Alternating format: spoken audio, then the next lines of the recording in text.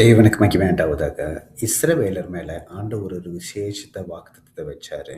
அதை நம்ம பார்ப்போம். அதுக்கு முன்னாடி ஒரு காரியத்தை சொல்கிறேன். நீங்கள் பிறவியில் எந்த ஜாதியாவோ, எந்த மதமாவோ, எந்த இனமாவோ இருக்கலாம். ஆனால் இயேசு கிறிஸ்துவை ஏற்றுக்கொண்டதன் நிமித்தம் நீங்கள் இஸ்ரவேலோடு இணைக்கப்படுகிறீர்கள். உங்களைத்தான் ஆண்டவர் இஸ்ரவேல் என்று பார்க்கிறார். இது உங்களுக்கான ஒரு வாக்குத்தத்தம். அதை படிக்கிறேன். உபாகமம் 33 அதிகாரம் 28 வசனம். இஸ்ரவேல் சுகமாய் தனித்து வாசம் பண்ணுவான். யாக்கோபின் ஊற்றானது தானியமும் திராட்சரசம் உள்ள தேசத்தில் இருக்கும். அவருடைய வானமும் பனியை பெய்யும். அந்த தனித்து வாசம் பண்ணுவான் அப்படின்னு ஆண்டவர் இஸ்ரவேலரை உங்களை என்னையும் பார்த்து சொல்கிற ஆசீர்வாதத்தின் கருத்து என்னன்னா, நீங்கள் தனியாக தெரிவிங்க அப்படின்னு ஆண்டவர் சொல்கிறாரு.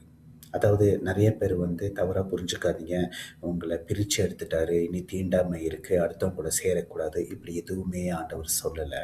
ஆண்டவர் சொல்கிற காரியம், நீங்கள் தனித்து சுகமாய் வாசம் பண்ணுவீர்கள்னா நீங்கள் தனியாக தெரிவிங்க. எப்படி அப்படின்னு கேட்டிங்கன்னா, இருள் சூழ்ந்த உலகத்தில் நீங்கள் மட்டும் உள்ளே இருக்கிற பிரகாசிக்கிற மெய்யான ஜீவ ஒளியாக இயேசு கிறிஸ்துவை பிரதிபலிக்கிறதுனால தனியாக தெரிவிங்க. இன்னொரு காரியத்தையும் சொல்கிறேன்.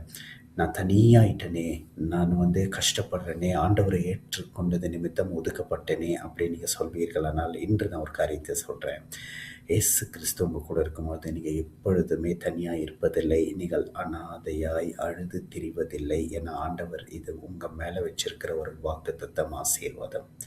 அது மாத்திரம் இல்லை, எத்தனை பேர் ஒதுக்கி விட்டாலும் சரி, நீங்கள் ஆண்டவரை ஏற்றுக்கொண்டா ஒரு கூட்ட ஜனங்கள் உங்களுக்காக காத்து கொண்டே இருக்கும். ஏன்னா உலகத்திற்கு மெய்யான ஒளியை தருகிற கர்த்தர் உங்களுக்குள்ள வாசம் செய்கிறார். தெய்வன் தாமே உங்களோடு ஆசீர்வதித்து உங்களை பெருக செய்வாராக.